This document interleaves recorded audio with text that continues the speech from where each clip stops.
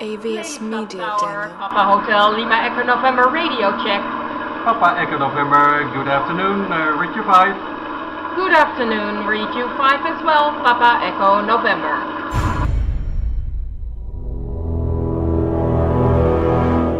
The X-Zone radio and TV show is largely an opinion talk show. All opinions, comments, or statements of fact expressed by Rob McConnell's guests are strictly their own and are not to be construed as those of the X-Zone radio and TV show or in any manner endorsed by Rob McConnell, Relmar McConnell Media Company, Talkstar Radio Network, its affiliated stations, or employees.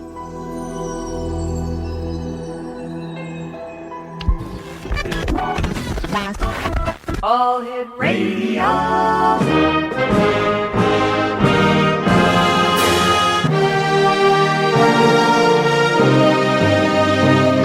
Welcome to the X Zone, a place where fact is fiction and fiction is reality. Now, here's your host, Rob McConnell.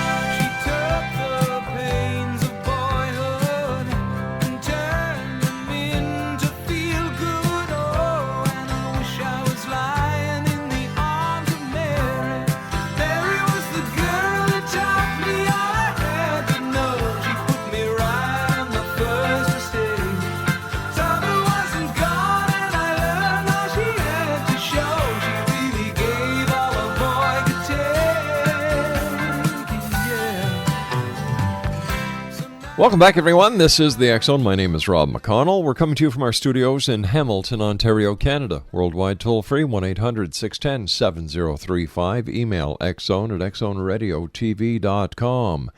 On MSN Messenger, xzoneradiotv@hotmail.com, and our website, www.xzoneradiotv.com. Don't forget, December the 20th at 11 o'clock at night. Straight through until December the 22nd at 1 o'clock in the morning, I will be broadcasting 26 hours live as we usher in and dispel all the myths, all the panic, all the doomsday prophecies that are connected with December the 21st, 2012. The end of the Mayan calendar? Exactly. Does it have anything to do with the Mayans saying it's the end of the world? Not in the least. As the Mayans told me when Laura and I were down in the Yucatan earlier this year, hey, it's just like the calendar that you have on your wall. At the end of December, you put a new calendar up. Ours is just bigger and made out of stone and lasts longer. That's about it.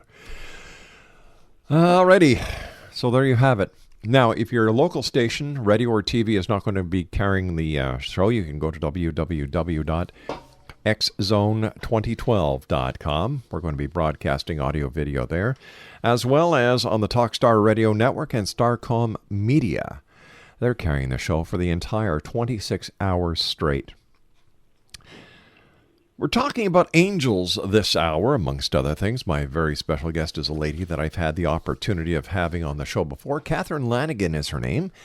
And Catherine is the best-selling author of nearly 35 published titles in both fiction and nonfiction, including the novelizations of Romancing the Stone and The Jewel of the Nile, as well as over half a dozen anthologies, including Chicken Soup for the Soul, Living Your Dreams, Chicken Soup for the Writer's Soul, Chocolate for a Woman's Heart, Chocolate for a Woman's Spirit.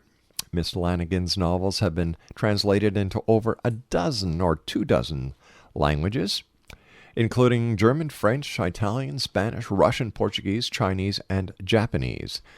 Catherine's novels are also available on audiocassette and in ebooks on Amazon.com and BarnesandNoble.com. And joining me now is Catherine LANIGAN. Catherine, welcome back to the X Zone. Merry Christmas, Rob. Oh, you know what? I love it when someone says Merry Christmas. I do too. I just do. I mean, I've just been saying it, over and over every day. That is so wonderful to hear, and I must tell you that I am so tired of this political correctness crap where you're supposed to say Happy Holidays. Oh, to heck with it. You know what? Exactly. It is what it is. It's Christmas. So It is. That's right. So Merry Christmas to you too, my dear friend. Thank you. And you know what? Just for everybody who likes political correctness, where the plane lands, it also takes off from.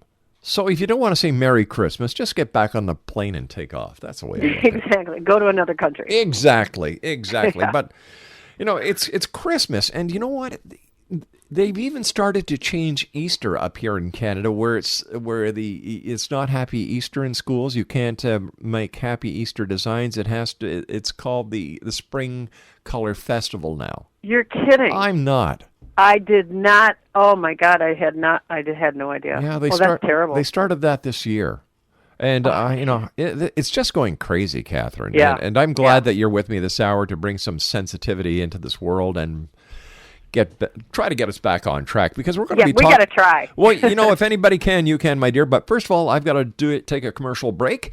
And when we come back, more with my special guest this hour, Catherine Lanigan. Her website is www.catherinelanigan.com. My name's Rob McConnell. Don't go away.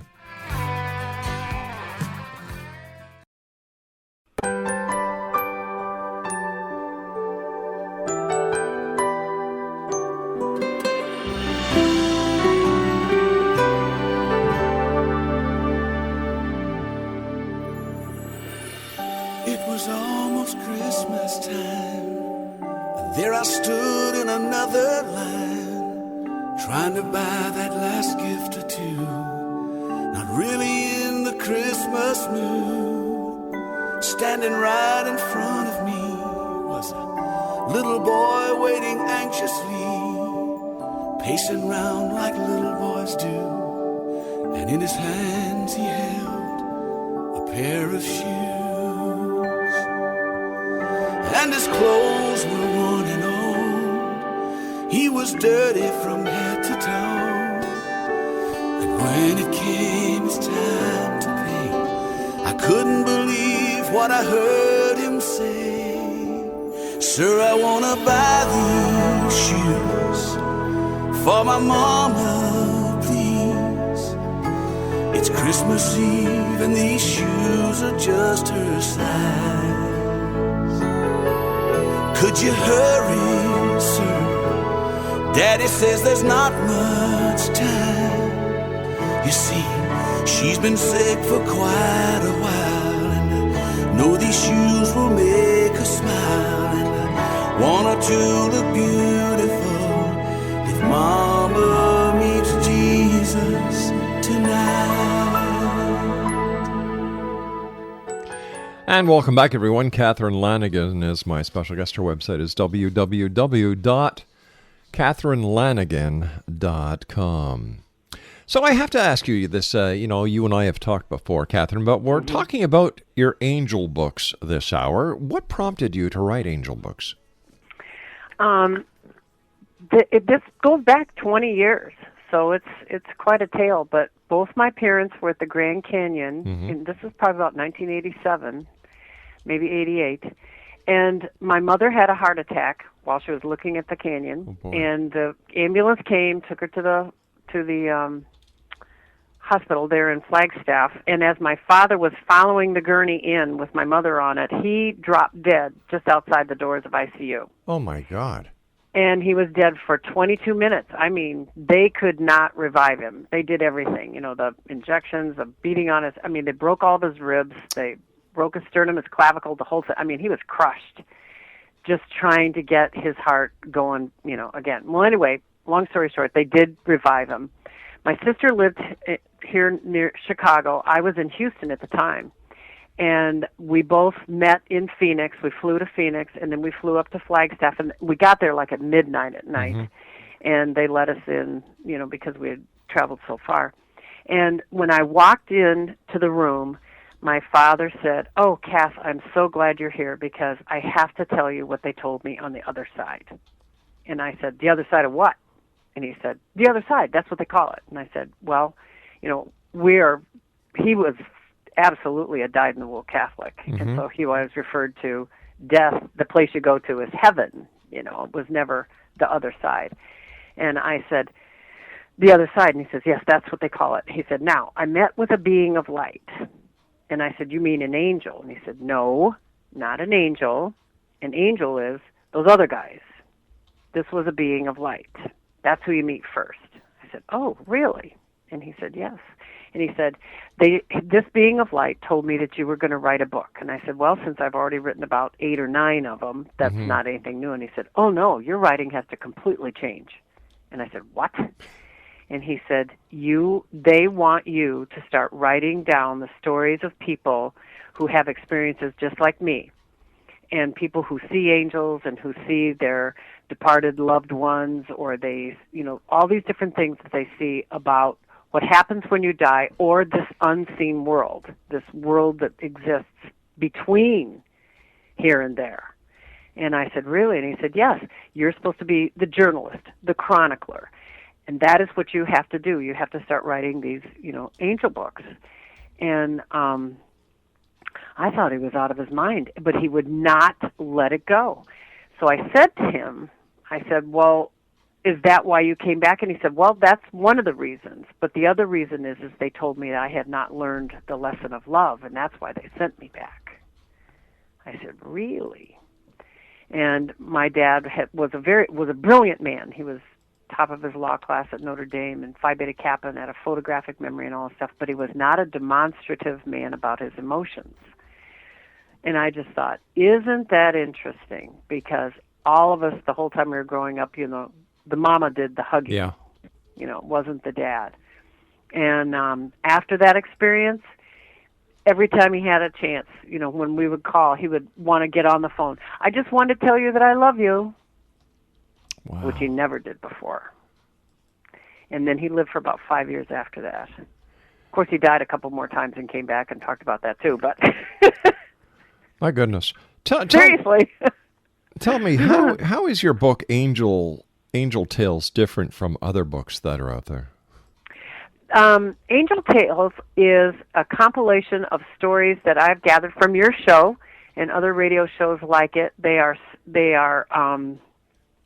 I delved a little more, you know, really kind of trying to get people, because they send me their emails, and sometimes I call them and we talk on the phone. I actually had a woman who came in from Colorado and met with me this summer, and we had dinner to just talk. It was fascinating. I mean, it's just really fun. You know, these people have become such a part of my life.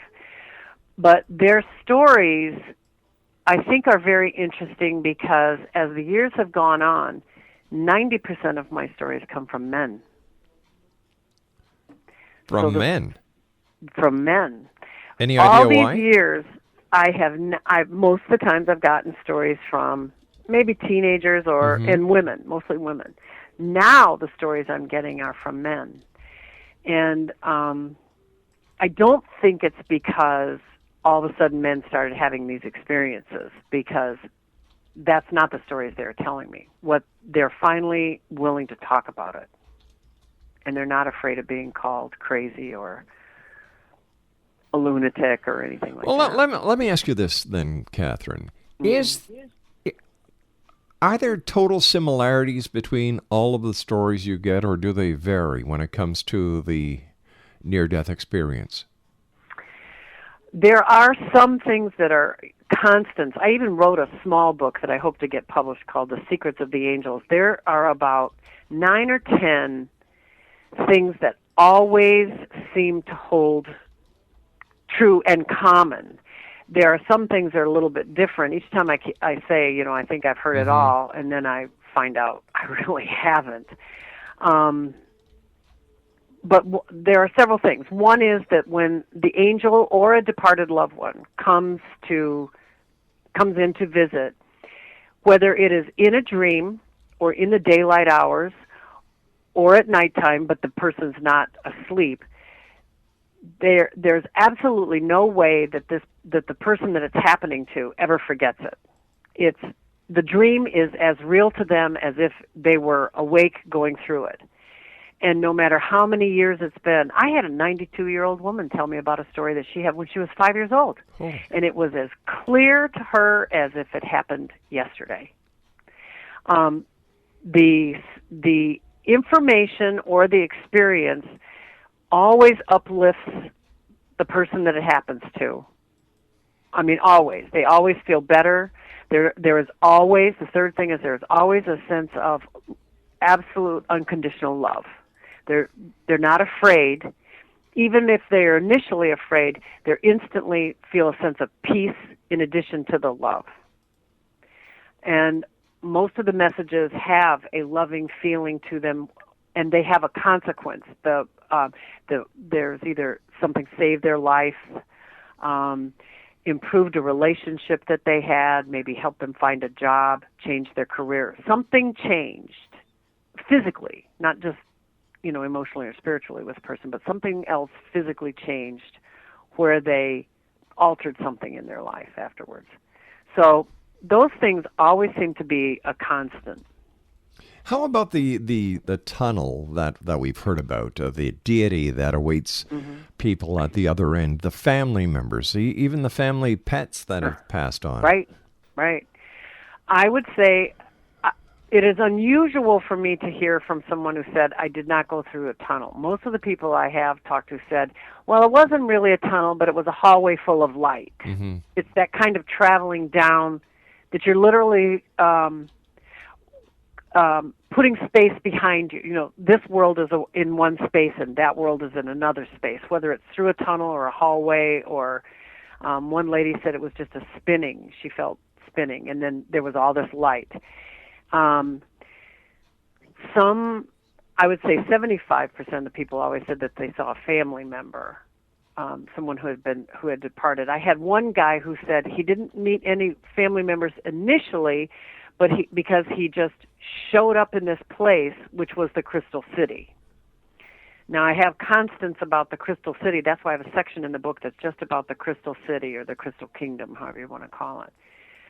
And those instances all have a similar ring to them. There is a gentleman called me on a radio show, and he said, I just have one question for you. And I said, what is that? And he said, did you see the mountains? And I knew, and I said, leave your phone number. And I said, yes, I did. Leave your phone number. I want to talk to you. And I talked to this guy off and on for months after that. It was fascinating because he saw that when I had my near-death experience, my second near-death experience, that's exactly the same place that I went to that he did. But his was even more futuristic than mine was. So, but then I've had other people say they floated on platforms and floated around from place to place, but it was literally on a lighted platform, or felt like they were standing on a plate of light. That's interesting. Could that be the metaphor that has been used so many times as seeing a loved one walking on the clouds? That's what I attribute it to. Really? It seems like clouds, but I think it's just light. All right, Catherine, please stand by. You and I have to take our break with the news, and we'll be back on the other side. Exonation, Catherine Lanigan is my special guest this hour.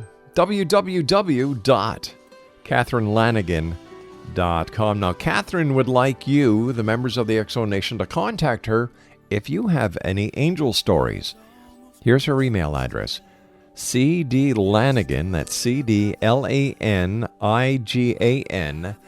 @AOL.com. That's cdlanigan @AOL.com. My name's Rob McConnell. This is the X-Zone, and Catherine Lanigan and I will be back on the other side of this commercial break as we continue from our studios in Hamilton, Ontario, Canada. Don't go away. A pair of shoes, and his clothes were worn and old. He was dirty from head to toe, and when it came his time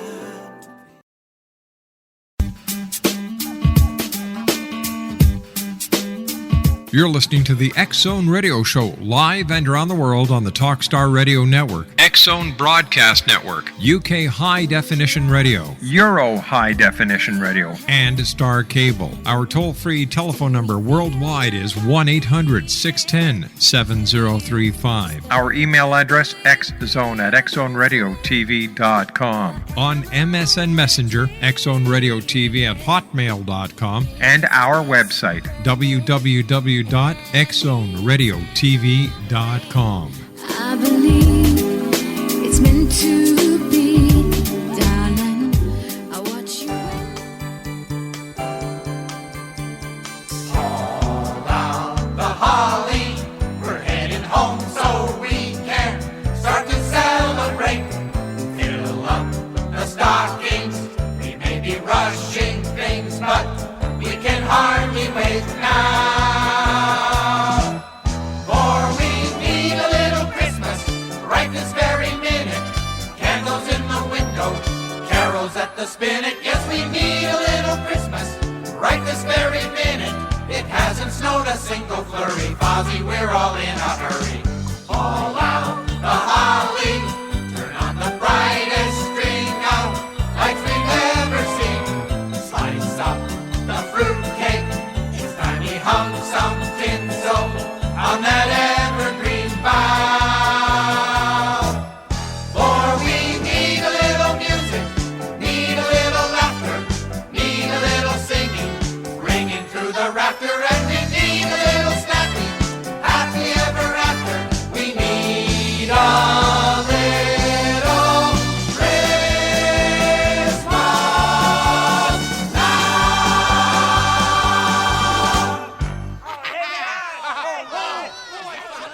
And welcome back to the X-Zone, everyone. Catherine Lanigan is our special guest. Her website is www.catherinelanigan.com.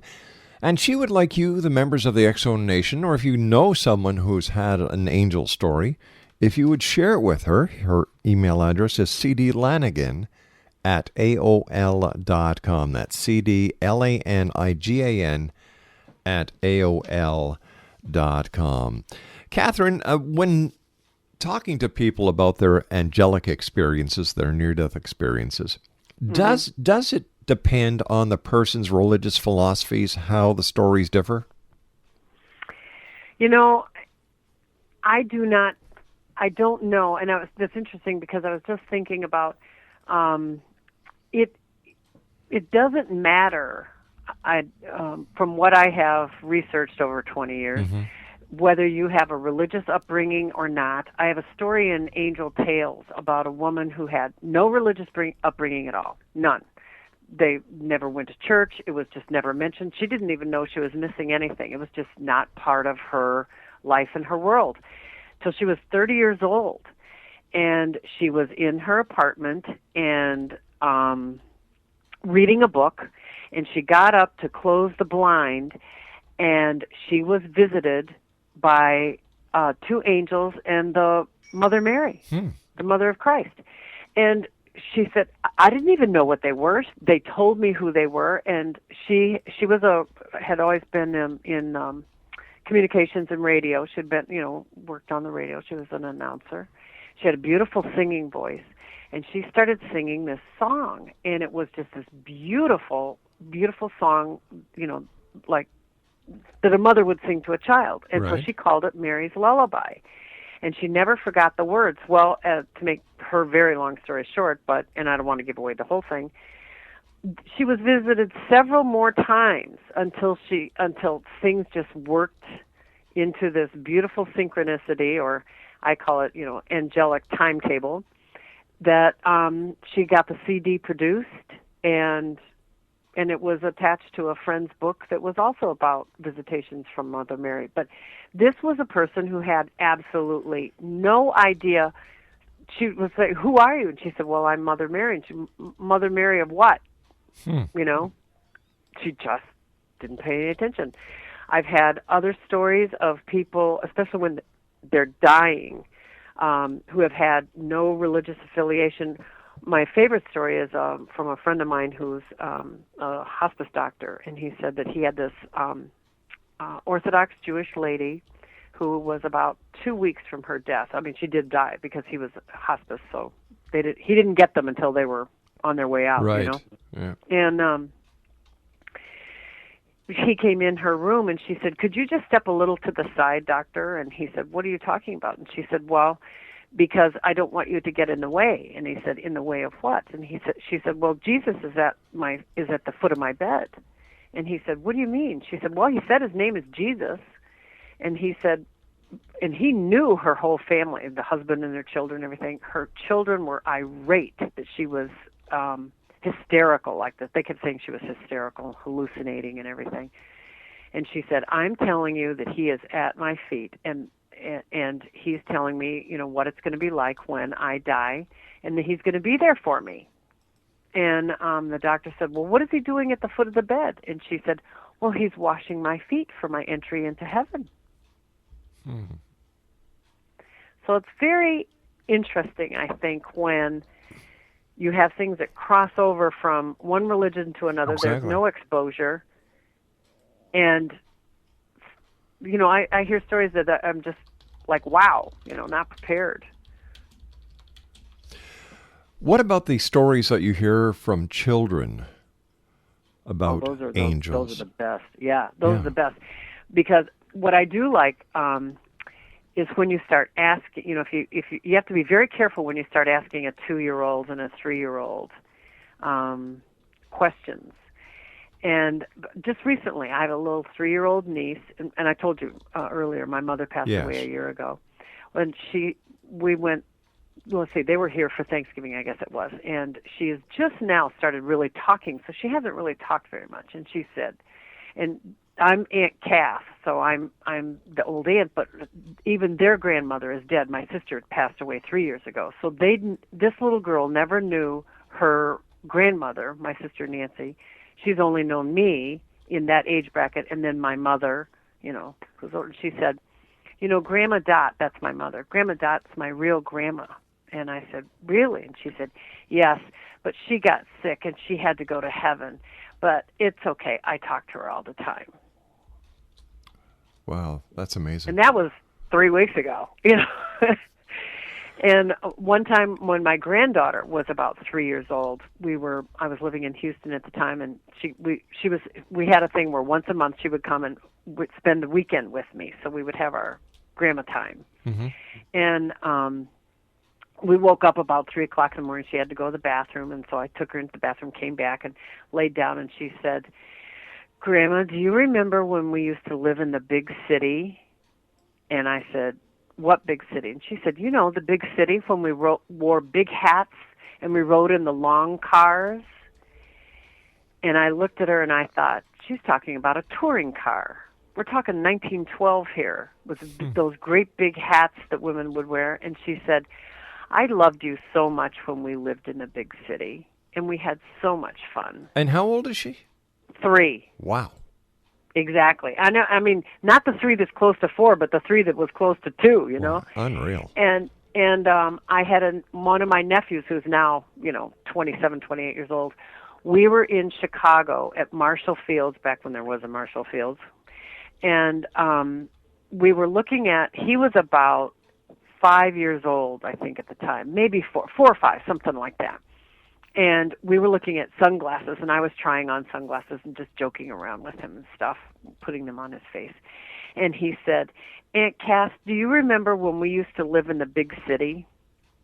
And I said, "What big city?" And he said, New York City, the big city. And I said, you'll have to remind me about that. And he said, "That's when you were my Aunt Marjorie, and we used to watch the fights on television. And we ate food from the silver trays with the little dividers in them."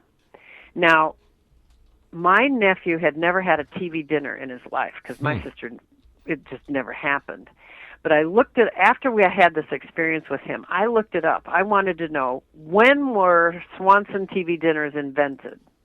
1927. And you put them in the oven. You didn't put them in a microwave. You put them in the oven to warm them up. But how would that work with the television, watching the fights on TV in 1927? Closed-circuit television started in New York City, and the first broadcasts were the Wednesday night fights and the Saturday night fights, in 1932. So are you saying there's a definite connection between near-death experiences, angelic visitations, and reincarnation?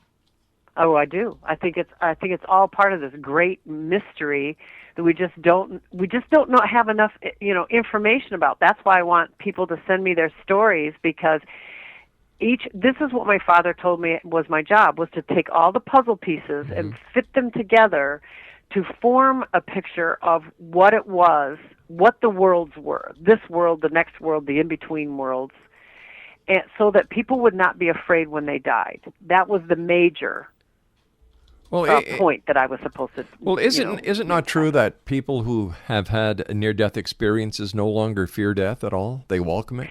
Most of them. I have not. Every single person that I have talked to and written to and done their story has said, "I can't wait till I get there." This place where we live is so terrible. I can't wait to get there. Do they ever come back and give you specifics? For example, what it felt like? Was it warm? Was it cold? Could they smell anything? Did they taste anything? Yes. Taste. Not so sure about taste. I haven't had anybody say anything about food or whatever, but it is warm. It's like 72 degrees. I've had several people say that they were standing on, in a meadow or on a hill, and there was a slight breeze, that they could actually feel the breeze. The colors is a specific that everybody talks about. The colors there do not exist on this earth. They are so vibrant and so beautiful. I've had several people talk about the smell of roses, the smell of vanilla, which is orchids. Yeah. I've had, now those two specifically. I haven't had anybody get any more specific than that. I kept hoping that, if I get to go back and come back, I'm definitely a perfume person, so I'm going to start identifying things for everybody. Okay, let's talk about your near-death experiences for a few minutes here, because when you were having your near-death experience, did you know that you were having a near-death experience, or was it only afterwards during recall? Both times I was on an operating table. Okay. So the first one was when my son died, and as I was having it, I was only 24 years old. So there was no such thing back then. I don't think the phrase had not been coined yet. So all I knew is that I heard the doctors say, "We're losing her." And they had already gone to my husband and told my husband that they could not save me. They could save the baby, but they couldn't save me, that I had lost too much blood and I was too traumatized and all this kind of stuff. Anywho, but when I floated above my body, just, like people talk about, I floated above my body. I could look down and see them working on my body. I saw them working on my son. They literally had to work on my son. He had been stuck in the birth canal too long, and he had a very pointed forehead, so they were mashing his skull, and reshaping his skull. And then I was like above the hospital where there was no roof. I could look down and see the maze of the rooms, the walls of the rooms, but there was no ceiling in between anything. And I saw my husband walking out of the hospital. He was leaving, and then I heard this voice that said, "Do you see your husband?" And I said, "Yes, I do see my husband." And they said, and then I floated high. Then I was going. It was like twilight. I was in the stars, and it was warm, and it was pain-free. Was the big thing for me, because I had been in so much pain for 22 hours. And I just thought, "Oh, this is wonderful. I never want to go back." And there was a voice. I didn't see anyone. I didn't go down a tunnel. I was just floating above the earth. I could see the entire earth below me. And I literally felt like I was flying around the stars, or floating. I was really floating around the stars. It was dark and warm and embracing and embryonic, really, I would think. And then I heard this just booming voice who said, "If you do not go back," I'd said, or I thought, it's not like you really say it, but I thought, "I love it here. I'd never want to go back." And they said, "If you do not go back, there will be no one to care for your son." And he will be all alone. And I thought, well, I have to go take care of my baby. And the next thing I knew, I was waking up, which was actually about 24 hours later, and then it really got painful. Yeah, I would imagine so. So how was your first experience different from your second? The second one, I actually I didn't go down a tunnel. I was again dying in the hospital, and I saw a huge angel. That's the first thing I saw, and I mean huge, like 12 feet or something tall, huge, enormous angel. And this angel said, "I have come to give you strength because you have none." And I said, "Well, I don't." And he said, it said, "Get on my wing or climb on my back." And we flew through the stars, which seemed like a tunnel. We were going so fast. It was like being in a Star Wars ship, all these galaxies and everything going past you. So it seemed like a tunnel of light. But I felt that there was a great distance between me and the earth. And you and I have to make this into a cliffhanger, Catherine. I have to take my final break. Exonation, the one and only Catherine Lanigan is my guest this hour. If you have an angel story you'd like to share with Catherine, she'd love to hear from you. Please send her an email to cdlanigan@aol.com. And her website is www.catherinelanigan.com. My name's Rob McConnell. This is the X Zone. We'll be back on the other side of this break. Don't go away. Hearts glisten and children listen.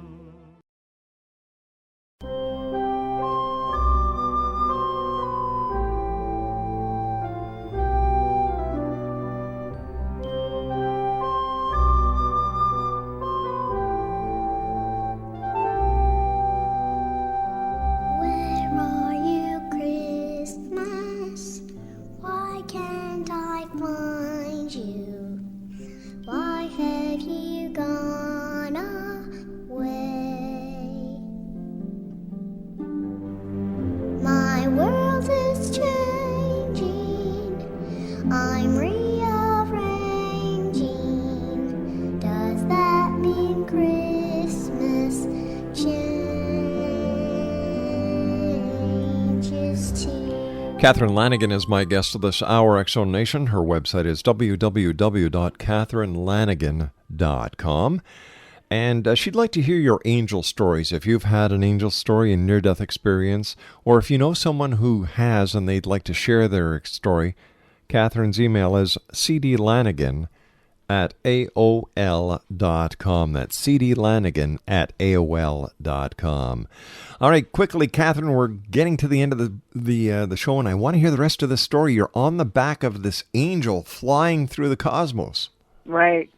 And anyway, where we landed was this beautiful, beautiful meadow, and we crossed over the meadow and across a river and went to like a hill where I could look down on literally the Crystal City. And each building was a replica, or we are the replica, of everything from Notre Dame Cathedral to the onion domes in Russia, all the different kinds of human architecture, the great architecture, was all in this city. Oh, wow. But everything was light. It was like glass and marble, and then when I got there, I realized it was like light. And at that time, I went into the cathedral, and my father was there. And I knew that it would not be long before my father died, and then he did die about 2 years later. Where do you? That's a short story of it. But, yeah. Where do you think this city is? That is a good question. There are some people. Who are absolutely convinced that heaven is literally a place, a space and place. Like a planet. Yeah. There are others where it's just 3 feet above. It's in the next dimension and 3 feet above our dimension here on this earth. That's only that far away, but in another dimension. And I don't know. I don't know the answer. I have a tendency to believe that it's just this next dimension. It just takes so much in our human brain to comprehend it all to get there. I have an old saying that life is easy. We complicate it. Well, we do. And I think that if we went back to the simplistic way of looking at the world, looking at people, that what we consider to be mysteries or beyond our ability to fathom or understand would be right in front of us. Yes, right in front of us. Catherine, I want to thank you ever so much for joining us. As always, a great pleasure. And to you and your family, a very Merry Christmas. And a very Merry Christmas to you and yours as well. Thanks, Rob. I sure appreciate it. You're welcome back anytime, and we'll try and get to as many angel stories as we can. Well, I would love it. It's just wonderful. I'm working on my 5th book, so this is terrific. Well, we'll do our best to help you out, my friend. Thank you very much. My pleasure. Exo Nation, a lovely lady. Inspiring stories. Catherine Lanigan is her name. Her website is www.catherinelanigan.com. And if you have an angel story, a near-death experience that you'd like to share, Catherine would love to hear from you. Her email address is cdlanigan@aol.com. That's cdlanigan@aol.com. I'll be back on the other side of this commercial break with the news at 6.5 minutes past the top of the hour as the X Zone continues from our studios in Hamilton, Ontario, Canada. Don't forget my 26-hour live broadcast starting at 11 o'clock Eastern at night on December the 20th, going straight through until December the 22nd at 1 a.m. The website to watch and listen if you don't get us in your local area, xzone2012.com.